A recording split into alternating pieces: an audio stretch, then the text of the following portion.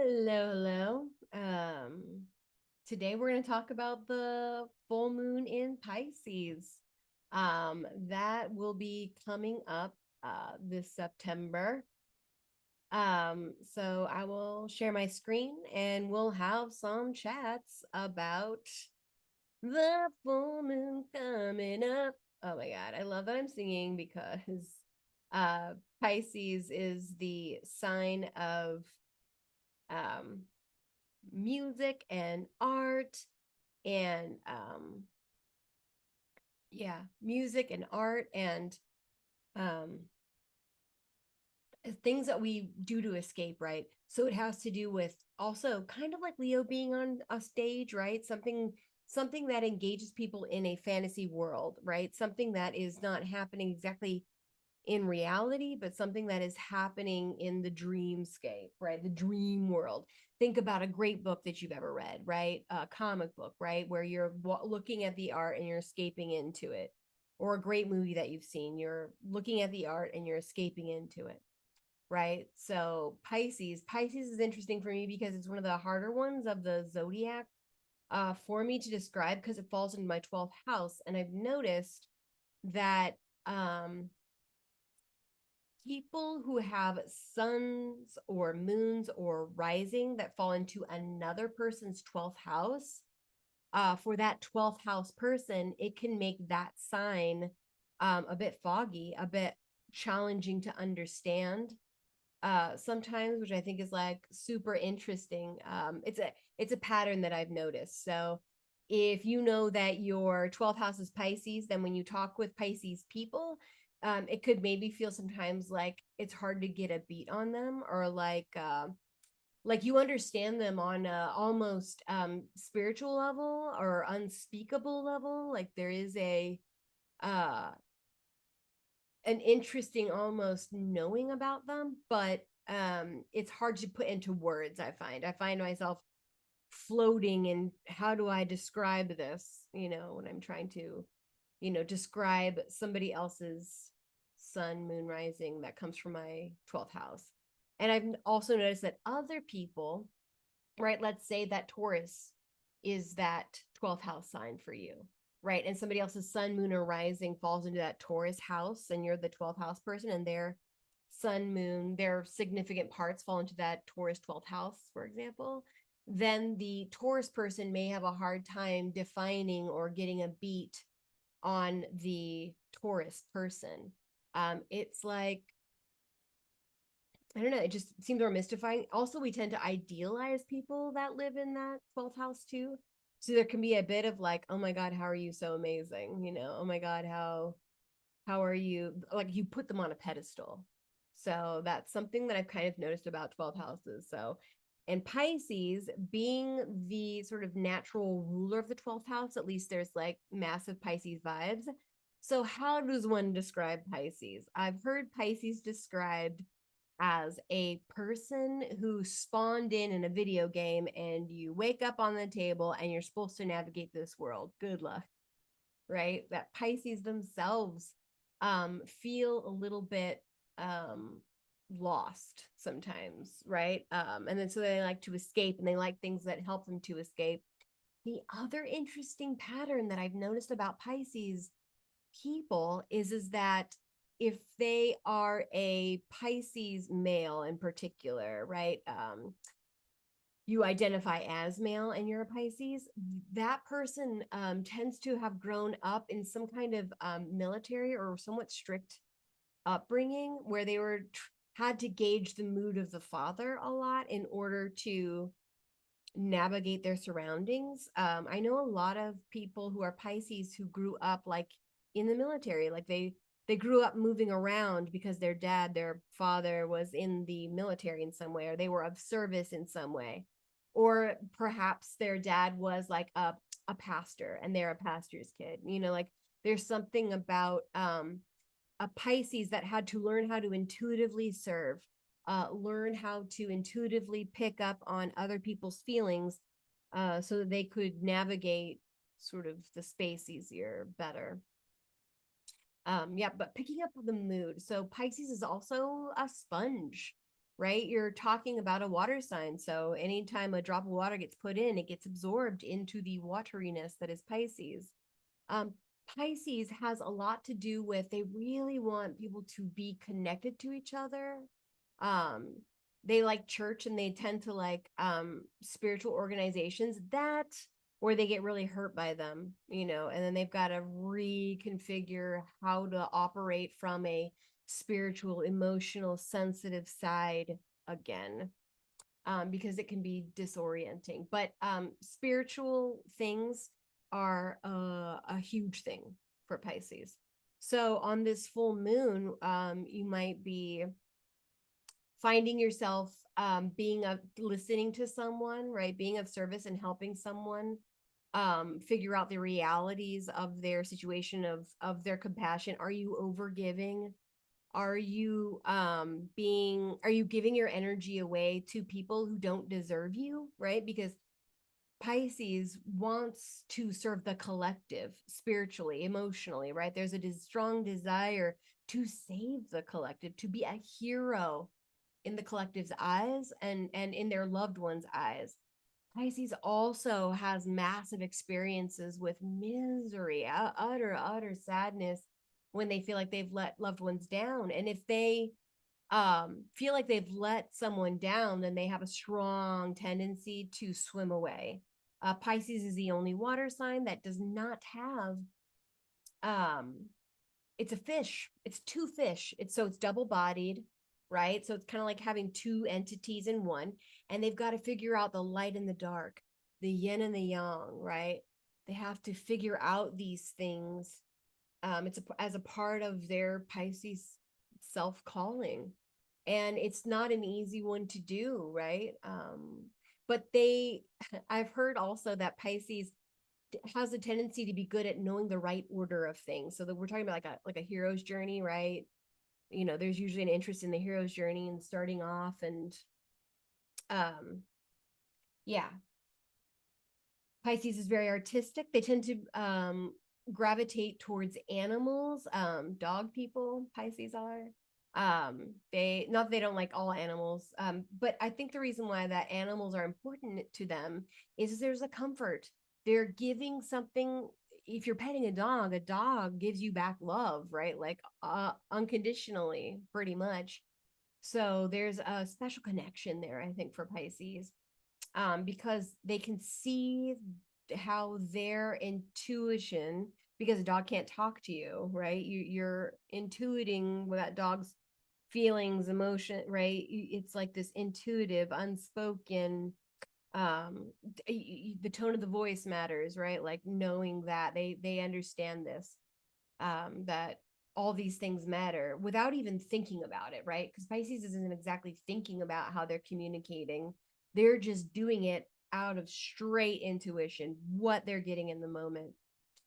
They have a need to connect with people like all water signs. They have a strong need to be in the presence of those whom they love in order to get a gauge or an accurate beat on them. Um, and if they feel though that they've let somebody they love down, right, that misery we were talking about, then Pisces will be a fish and it will swim away. They are notorious for ghosting, and the reason why they ghost is because really they don't know how to deal. They don't have a solution or an answer for the things that they're feeling. They know they're having them, they know they're present, but they don't know what to do with them, or maybe the person who is asking them for clarity, they don't have that clarity, so they'd rather not have the conversation that they don't feel like they can even have because they don't have solutions. Pisces also likes to test people. They will test how committed somebody is, by maybe not saying everything that they're thinking. They want to know if you can be patient, right? Are you going to barb them, right? Because again, you're talking about a fish.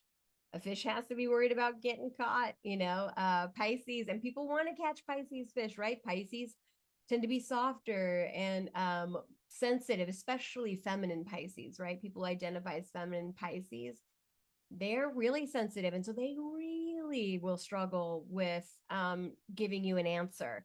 So if somebody's bombarding them for an answer and the Pisces doesn't have it, especially Pisces female, she will ghost you, because that's how that rolls.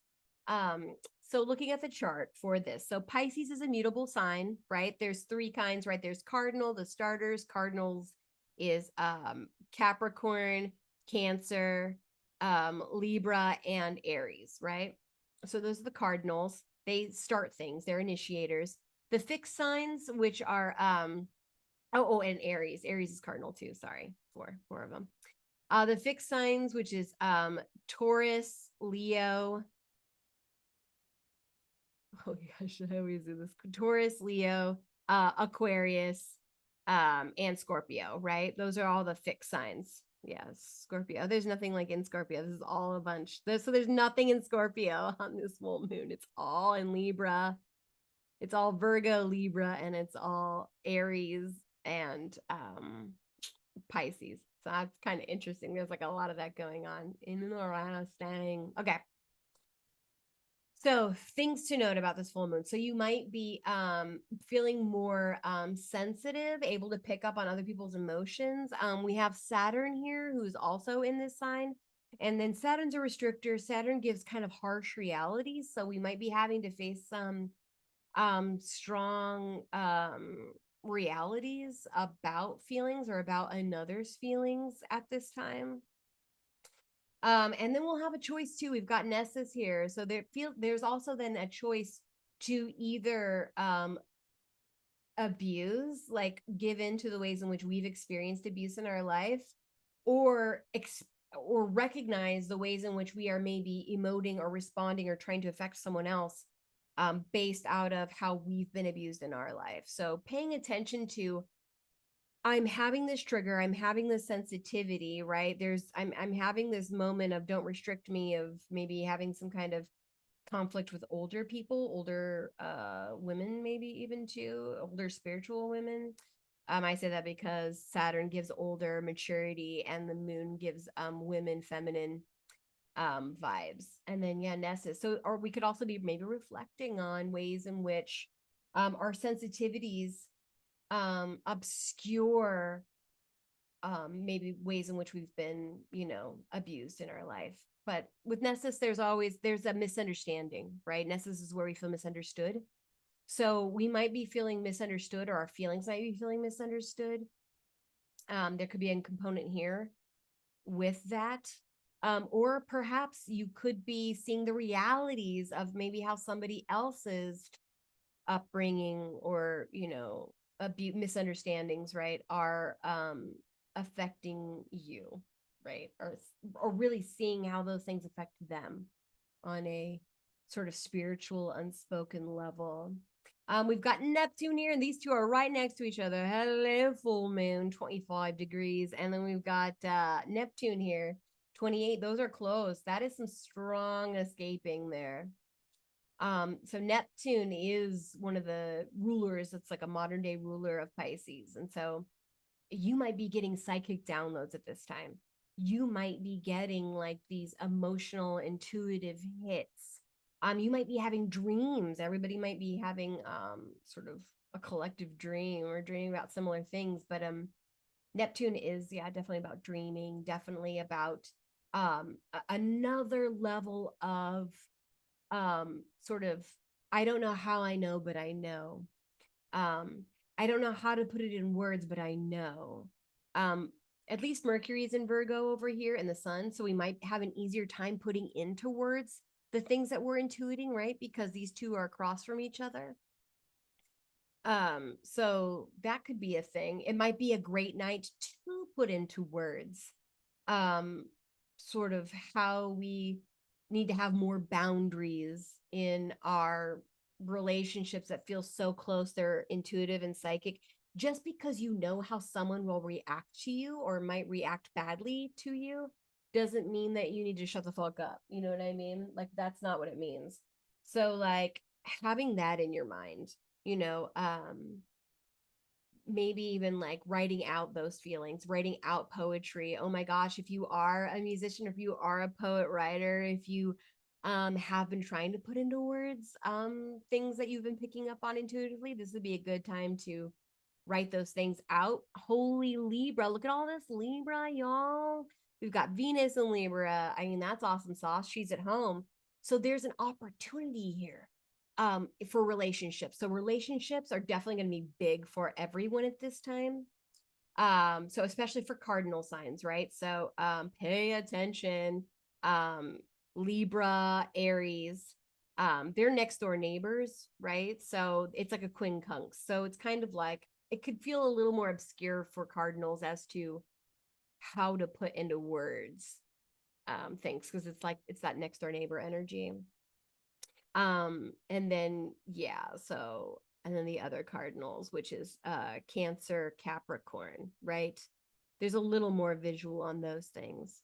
Oh, and then Mars is going through cardinal. Mars is so interesting.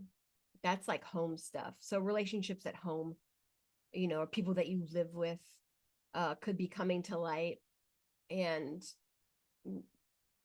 maybe watching a movie together. I don't know, it's kind of like a thought, but okay, so the ones that really that this will affect possibly the most is water signs, right? So Pisces, Cancer, and Scorpio, right? All those signs there. So there are trines. That means that this, and sextiles. That means that this full moon, if wherever you have Scorpio, Cancer, Scorpio and Cancer in particular, you might have an easier time feeling the feelings, being in touch with those feelings, having aha moments about your own feelings, um, gut feelings, if you will. So you might be having those. Mars in a water sign, Mars gives a little more friction, definite friction in Cancer here. So it might be motivating you to pay attention to your feelings. For certain, on this Pisces full moon, really pay attention to your body, right? There's a huge call for that here, because sometimes things are happening behind the scenes that we logically may not be picking up on, but our body's responding to. So if ever you have like a tightness, like a right in your gut, if you notice yourself leaning in, leaning away from people, if you notice yourself not feeling expansive and open, like I want to share, if you notice your body temperature, this will be a big thing. How is your body temperature responding? The hotter you get, that's fighting or fucking. So that could be like, I'm getting hot because I'm turned on, or I'm getting hot because I'm being triggered, right? So paying attention to those behind the scenes thing. If you watch movies, you know, watching people's facial expressions, sort of those hidden moments, you know, could be something that's interesting to look at or think about while you're watching those things. Reading a good book is a good idea, you know, watching a movie. This, you could also maybe even do like a, you know, sort of spiritual night. You got a drum circle going on, you got some weed you want to smoke, right? You know, this would be a good night for that, for taking like a trip, if you will. A trip, yes, that would be like really, really, that would be a good thing to experience. Going into it though, um, you know, with the perspective of we're all one, we're all actually unified here. You'd also have to be really aware of overdoing it, right? So if you're going out drinking with friends this night, please, please, please, please, please, please, please, around this date, 9/17, right? So 16, 15, right? 18. Please, please, please have a designated driver. Take care of yourself now. If you think, oh, I'm only gonna have one drink, fuck that. You're probably gonna have more. So please have a plan in place for not having to drive, not having to operate heavy machinery, right? Don't do the things that you know are dangerous or might endanger yourself and others. So be aware of that. Make a wise trip plan, right? Please do that. But yeah, it looks like there's quite a bit of focus on relationship stuff, which is like really kind of great. Ooh, and then we've got a Venus trine Jupiter. That's great for solutions, coming up with like multiple solutions, talking about solutions in partnerships. Like that could be awesome. Um, so the people that will probably be triggered the most or have quite a bit of impact will be you, Virgo, and you, Pisces. So if you have Virgo and Pisces in your chart, wherever that is in your houses, right? If you have it in the first and seventh house, that's definitely relationships that you're going to be dealing with that day, right? Intuiting and putting to words to, and, having those conversations. If you have it in the second and the eighth houses, and that's a view on the money. Wanting to use your resources to escape, maybe to go see a movie. Maybe shedding light on things that you feel like you've needed to control, and needed to control maybe the flow of how you express your morals and your values.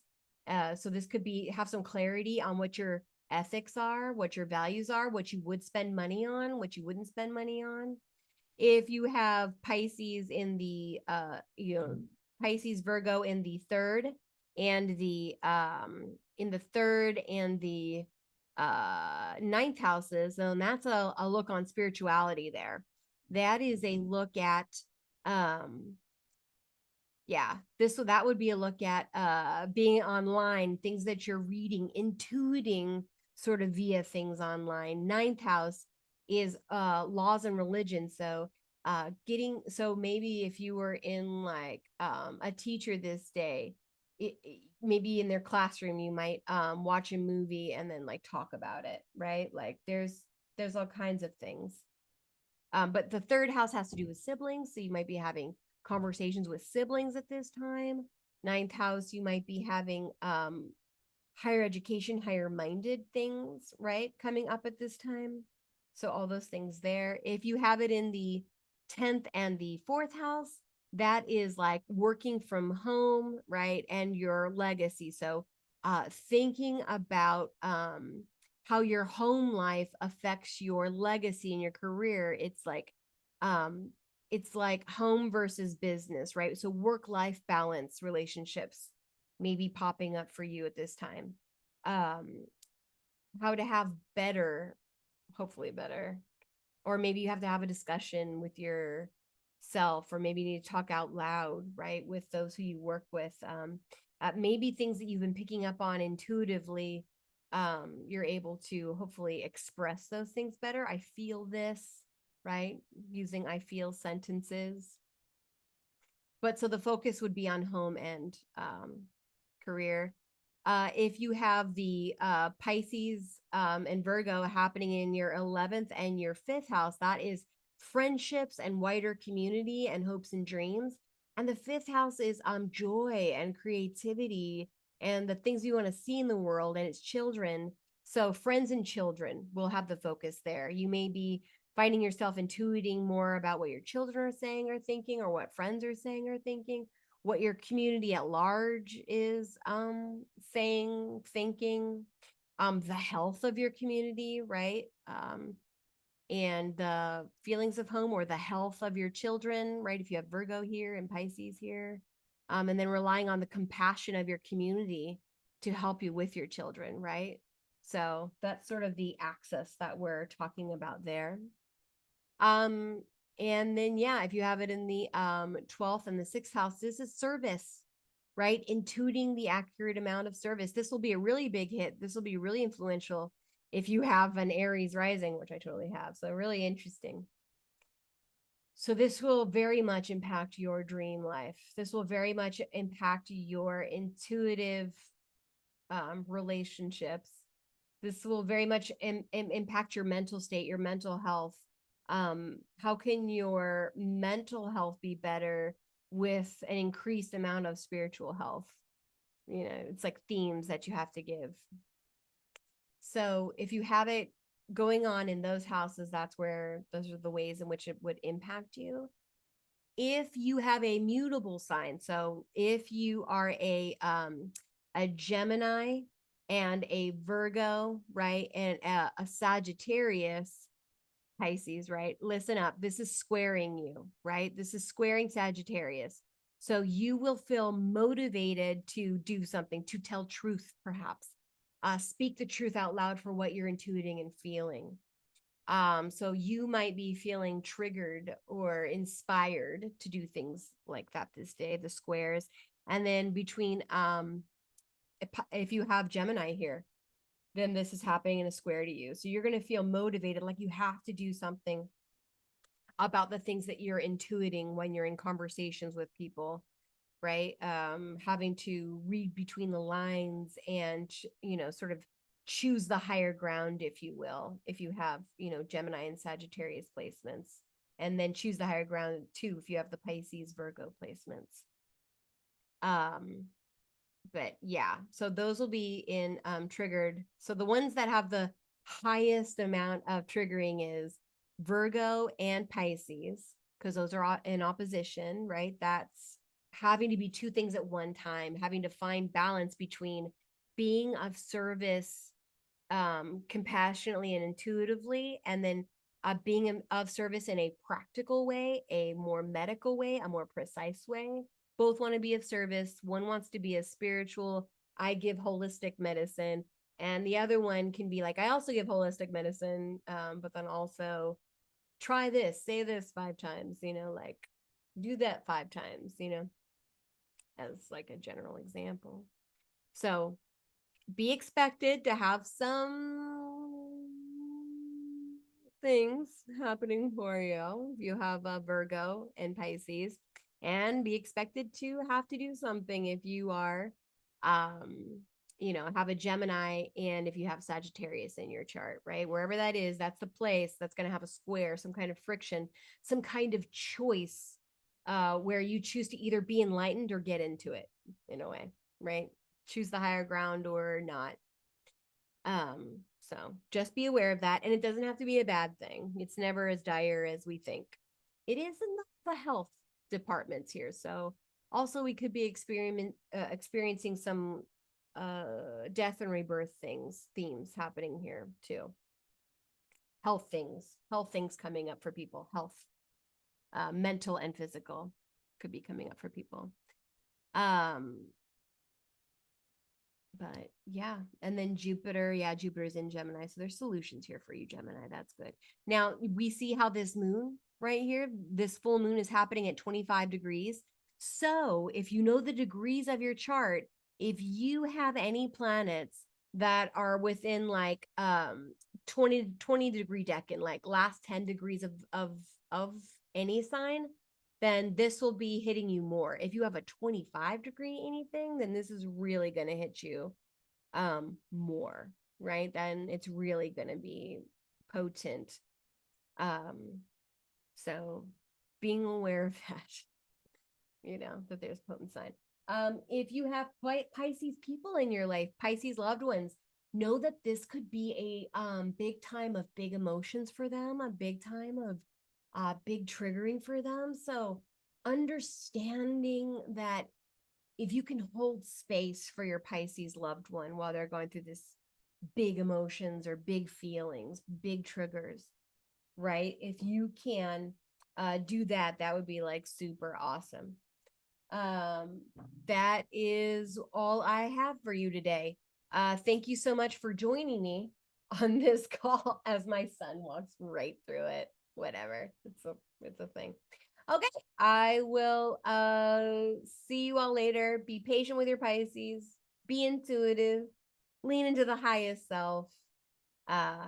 Thank you so much for joining me. All right. Bye-bye.